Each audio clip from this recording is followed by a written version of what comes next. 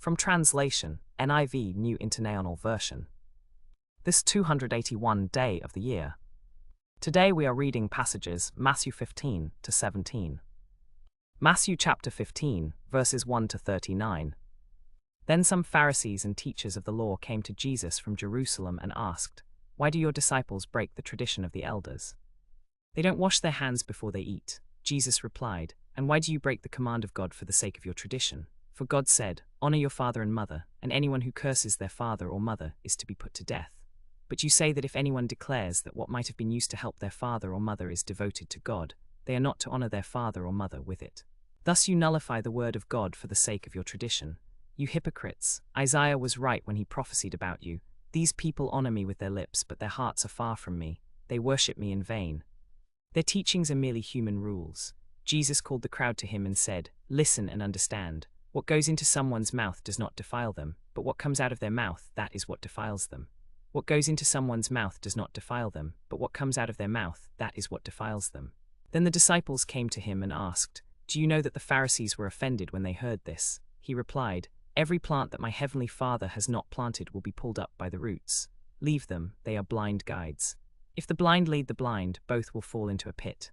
Leave them, they are blind guides. If the blind lead the blind, both will fall into a pit." Peter said, "Explain the parable to us." "Are you still so dull?" Jesus asked them.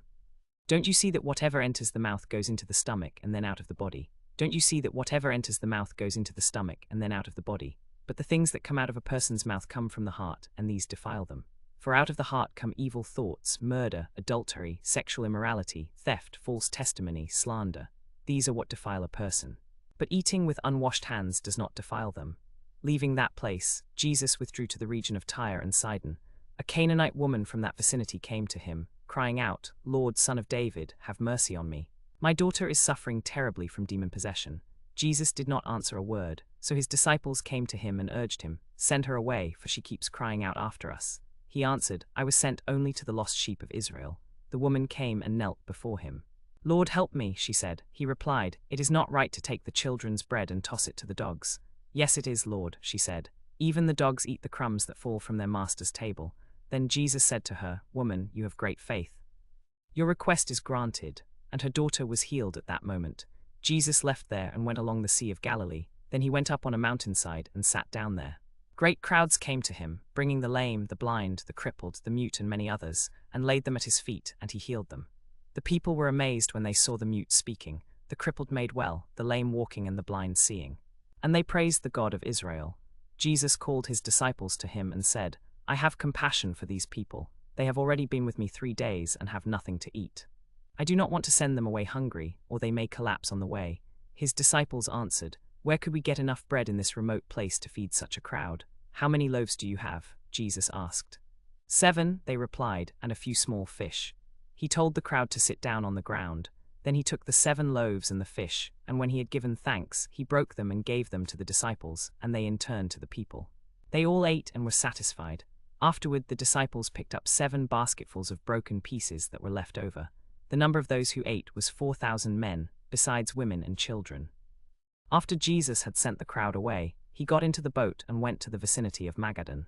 Matthew chapter 16, verses 1 to 28. The Pharisees and Sadducees came to Jesus and tested him by asking him to show them a sign from heaven. He replied, "When evening comes, you say, 'It will be fair weather, for the sky is red,' and in the morning, 'Today it will be stormy, for the sky is red and overcast.' You know how to interpret the appearance of the sky, but you cannot interpret the signs of the times. A wicked and adulterous generation looks for a sign, but none will be given it except the sign of Jonah." Jesus then left them and went away. When they went across the lake, the disciples forgot to take bread. "Be careful," Jesus said to them. "Be on your guard against the yeast of the Pharisees and Sadducees." They discussed this among themselves and said, "It is because we didn't bring any bread." Aware of their discussion, Jesus asked, "You have little faith, why are you talking among yourselves about having no bread? Do you still not understand? Don't you remember the 5 loaves for the 5,000, and how many basketfuls you gathered? Or the 7 loaves for the 4,000, and how many basketfuls you gathered? How is it you don't understand that I was not talking to you about bread? But be on your guard against the yeast of the Pharisees and Sadducees." Then they understood that he was not telling them to guard against the yeast used in bread, but against the teaching of the Pharisees and Sadducees.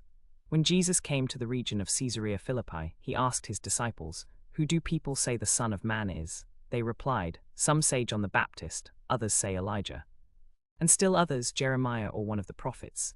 But what about you?" he asked. "Who do you say I am?" Simon Peter answered, "You are the Messiah, the Son of the living God." Jesus replied, "Blessed are you, Simon son of Jonah, for this was not revealed to you by flesh and blood, but by my Father in heaven. And I tell you that you are Peter, and on this rock I will build my church, and the gates of Hades will not overcome it. I will give you the keys of the kingdom of heaven. Whatever you bind on earth will be bound in heaven, and whatever you loose on earth will be loosed in heaven." Then he ordered his disciples not to tell anyone that he was the Messiah. From that time on, Jesus began to explain to his disciples that he must go to Jerusalem and suffer many things at the hands of the elders, the chief priests and the teachers of the law, and that he must be killed, and on the third day be raised to life. Peter took him aside and began to rebuke him. "Never, Lord," he said, "this shall never happen to you." Jesus turned and said to Peter, "Get behind me, Satan. You are a stumbling block to me. You do not have in mind the concerns of God, but merely human concerns." Then Jesus said to his disciples, "Whoever wants to be my disciple must deny themselves and take up their cross and follow me. For whoever wants to save their life will lose it, but whoever loses their life for me will find it. What good will it be for someone to gain the whole world, yet forfeit their soul? Or what can anyone give in exchange for their soul? For the Son of Man is going to come in his Father's glory with his angels, and then he will reward each person according to what they have done. Truly I tell you, some who are standing here will not taste death before they see the Son of Man coming in his kingdom." Matthew chapter 17, verses 1 to 27. After 6 days, Jesus took with him Peter, James and John the brother of James, and led them up a high mountain by themselves.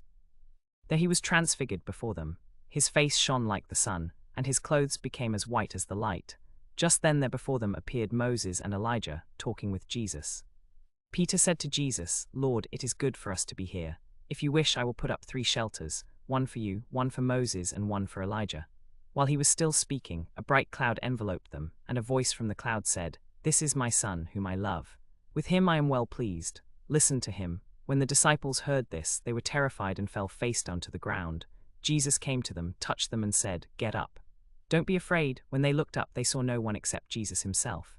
As they were coming down the mountain, Jesus instructed them, "Don't tell anyone what you have seen until the Son of Man has been raised from the dead." The disciples asked him, "Why then do the teachers of the law say that Elijah must come first?" Jesus replied, "To be sure, Elijah comes and will restore all things. But I tell you, Elijah has already come, and they did not recognize him, but have done to him everything they wished. In the same way, the Son of Man is going to suffer at their hands."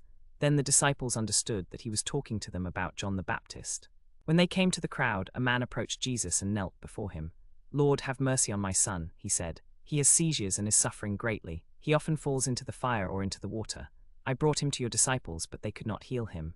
"You unbelieving and perverse generation," Jesus replied, "how long shall I stay with you? How long shall I put up with you? Bring the boy here to me." Jesus rebuked the demon, and it came out of the boy, and he was healed at that moment. Then the disciples came to Jesus in private and asked, "Why couldn't we drive it out?" He replied, "Because you have so little faith. Truly I tell you, if you have faith as small as a mustard seed, you can say to this mountain, 'Move from here to there,' and it will move. Nothing will be impossible for you." After they gathered in Galilee, Jesus said to them, "The Son of Man is going to be delivered into the hands of men. They will kill him, and on the third day he will be raised to life." And the disciples were filled with grief.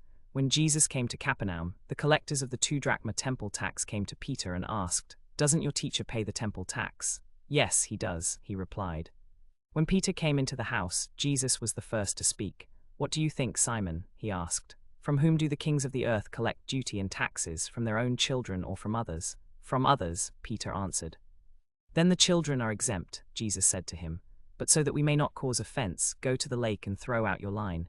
Take the first fish you catch, open its mouth, and you will find a 4 drachma coin. Take it and give it to them for my tax and yours."